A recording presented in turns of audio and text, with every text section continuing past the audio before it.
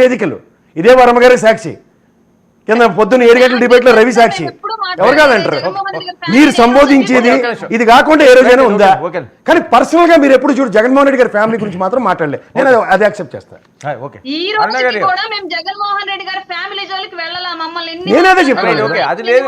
నేను అదే చెప్తున్నాను కదమ్మా, మీరు ఏ రోజు ఫ్యామిలీ మాట్లాడలే. మీరు మారిందల్లా అతన్ని సైకో అన్నారు, రాక్షసులు అన్నారు.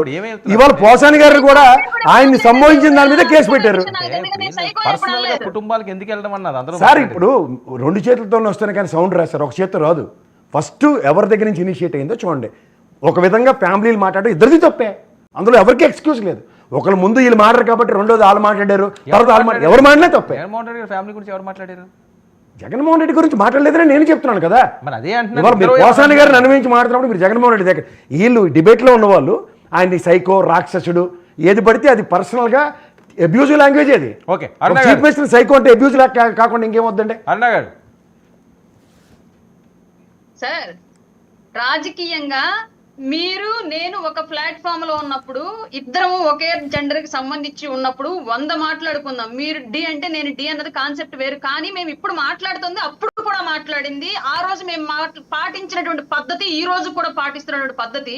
మీరు నేను రాజకీయాల్లో ఉంటే మీ ఫ్యామిలీ నా ఫ్యామిలీ ఎందుకు రావాలి బజార్లోకి? నువ్వు తప్పో నేను తప్పో చేస్తే ఆ శిక్ష వాళ్ళకి ఎందుకు పడాలి? సంబంధం లేని చిన్నపిల్లలు లాక్కొచ్చి ఎందుకు మాట్లాడాలి? నేను చెప్తుంది కూడా అదే, అది తప్పు. మీరు కూడా ఇద్దరు ఆడపిల్లలు కూడా ఏ రోజు జగన్మోహన్ రెడ్డి గారి ఫ్యామిలీ మాట్లాడలే. కేసులు పెట్టింది అమ్మా, ఇవాళ కేసులు పెట్టింది దానికే మమ్మల్ని, లేదంటే మా నాయకుడు తిట్టినందుకు మేము పెట్టలా. మా నాయకుల యొక్క భార్యల్ని, వాళ్ళ బిడ్డల్ని, పసి బిడ్డలు సార్, అసలు రాజకీయాలు అంటే ఎంత కూడా తెలియనటువంటి పసి బిడ్డల్ని తీసుకొచ్చి మాట్లాడితే దాని గురించి కేసు పెట్టాం సార్. నేను కాదంటం లేదు. కానీ ఒకటి ఉంది, ఒక చిన్న అప్రహెన్షన్. అమ్మా అరుణమ్మ, నేను మొదటి రోజు నుంచి చూస్తున్నాను నీ డిబేట్లు. నేను ఎన్నో వేదికలు పంచుకున్నాం. నీకు ఖచ్చితంగా నేను ఒక మాట చెప్తా. మొన్న మీరు ఒక డెలిబరేషన్ ఇచ్చారు, అదే సర్కాస్టిక్గా సెటారికల్గా మాట్లాడింది. కొంతమంది గ్యారంటీగా మనోభావాలు యోగమే కదా. ఇప్పుడు ఇవాళ మీరు పెట్టిన కేసులన్నీ మనోభావాలుగా పెట్టారు. ఇదే పవన్ కళ్యాణ్ గారు డైరెక్ట్ కేసు పెడితే నో అప్రహెన్షన్, కరెక్ట్, మంచి పని చేశారంటాం. కానీ ఎక్కడో ఉన్న మీరు, ఎక్కడో ఉన్న ఇంకోళ్ళు వాళ్ళ మనోభావాలను కేసులు పెడుతున్నారు. ఇది ఆలోచించండి. నిజంగా పవన్ కళ్యాణ్ గారి ఫ్యామిలీ గురించి మాట్లాడడం తప్ప నేను కాదంటే.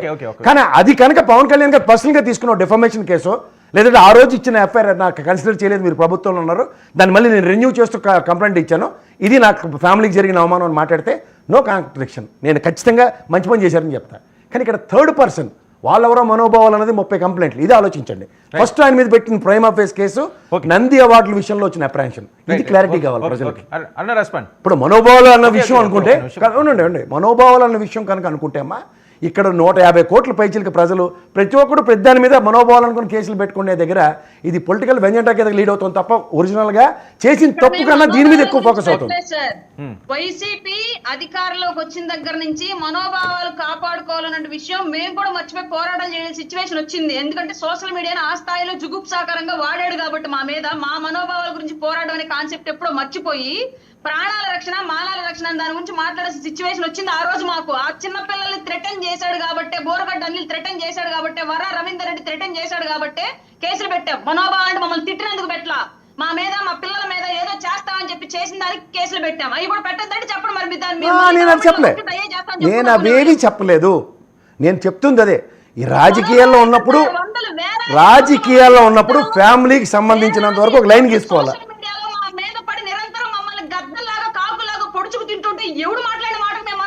మాకు అదే పరిస్థితి ఉందమ్మా, నేనే అతిథిని కదా, నాకు అదే పరిస్థితి ఉంది. ఇక్కడ ఎవ్వరూ లేవు, ఈ ప్యానల్లో ఉన్న వాళ్ళందరికీ అదే ఉంది. మనందరికీ కూడా అదే. మన ఇద్దరు మాడుతుంటే మన ఫ్యామిలీని ఏం చేసి నేను మాడుతుంది అదే. సోషల్ మీడియా కేసుల కోసం ఎంటైర్ డిపార్ట్మెంట్ పనిచేయాలి. మొత్తం అన్ని కేసులు పక్కకు వదిలేసి సివిల్, క్రిమినల్ మొత్తం అన్ని మొత్తం వదిలేసి ఓన్లీ దీని మీద కూర్చోవాలి. ఎంటైర్ అంత చండాలం చేసింది వైసీపీ వ్యవస్థ ఆంధ్రప్రదేశ్ లో. మేము నిరంతరం బాధితులు, మేము రోజు 100 మంది అకౌంట్లు బాధితులు. కానీ దాని అర్థం అది కాదు కదా, మీరు పోలీస్ వ్యవస్థకి ఇదే టాస్క్ ఇస్తే ఏం చేయాలి? ఎక్కడ కాపాడుకోవాల్సి వచ్చింది మేము. ఇప్పుడు అందరూ బాధితులమే, పోలీస్ వ్యవస్థకి మీరు ఈ టాస్క్ ఇస్తారంటే మేం చేయాలి దానికి? అసలు అవ్వదు, పోలీస్ వ్యవస్థ సరిపోదు, మనకి ఏపీలో ఉన్న ఫోర్స్ సరిపోదు. ఈ వైసీపీ పెట్టే కామెంట్లకి వాటికి కేసులు పెట్టాలంటే. Okay Lakshman respond. Voice mute లో ఉంది, తీస్తున్నాను. ఓకే. వర్మ గారు, రాయపాటి అన్న గారు అవనాయండి, ఉండవల అనూష గారు అవనాయండి, ఈరోజు బాగా ప్రిపేర్ అయ్యి వచ్చినట్టున్నారు. మనం ఎక్కడ కూడా గతంలో ఆడిన మాటలు ఎక్కడ కూడా మాట్లాడకూడదు అన్నారు. మంచిదే, ఇది ఇలాగా కంటిన్యూ అవ్వాలి. మేము అనేది ఏంటంటే ఎవరి ఫ్యామిలీ ఇక్కడ మనం రాజకీయాల్లో ఉన్నాం రండి, మీరు అనవసరం మీరు నన్ను అనండి, నేను మిమ్మల్ని అంటాను. మా ఇంట్లో ఫ్యామిలీ గురించి, మీ ఇంట్లో ఫ్యామిలీ గురించి, పవన్ కళ్యాణ్ గారి ఇంట్లో ఫ్యామిలీ గురించి, జగన్మోహన్ రెడ్డి గారి ఇంట్లో ఫ్యామిలీ, చంద్రబాబు నాయుడు ఇంట్లో ఫ్యామిలీ గురించి ఎందుకండి? మీరు ఒకసారి సోషల్ మీడియాలో ఫేస్బుక్ లో ఇన్స్టాగ్రామ్ లో చూడండి, కేఎస్ ప్రసాద్ గారు వాళ్ళ కుటుంబాన్ని, నన్ను నా కుటుంబాన్ని, అంటే అందరూ కూడా కింద కామెంట్లు చూడండి ఏ రకంగా రాస్తారు. ఆ కామెంట్లు కూడా మీరు బాధ్యులే, మేము అందరం బాధ్యులమే. అంటే ఎవరు బాబు లక్ష్మణ్ అభిమానానికి వాళ్ళు కూడా అలాగే కామెంట్ చేస్తున్నారు, అది కూడా చెప్తున్నారు కదా వాళ్ళు, వాళ్ళే అతీతం కాదు, వాళ్ళు అదే ఇబ్బంది పడుతున్నారు. ఆ కామెంట్లు పెడతా అరుణమ్మ చెప్తుంది కూడా అదే, నేను మీరు మాడే అనుకోండి మన తిట్టమానండి కాదంటలే, కానీ మన ఇంట్లో వాళ్ళు ఏం చేశారు, ఇంకా చిన్నపిల్లలు ఏం చేశారు? నేను అదే చెప్తాను సార్, ఇంట్లో వాళ్ళని ఇప్పుడు వాళ్ళే పాప వాళ్ళకి వాళ్ళని తిడుతూనే ఉన్నారు.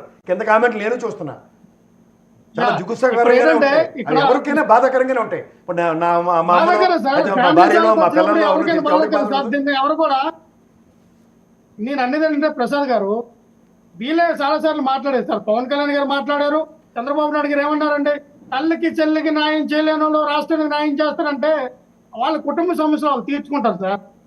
ఏ ఇంట్లో కుటుంబ సమస్యలు ఉండవు, వాళ్ళు పడతారు. సరే ఏంటి మీ కాదు, ఇప్పుడు జగన్మోహన్ రెడ్డి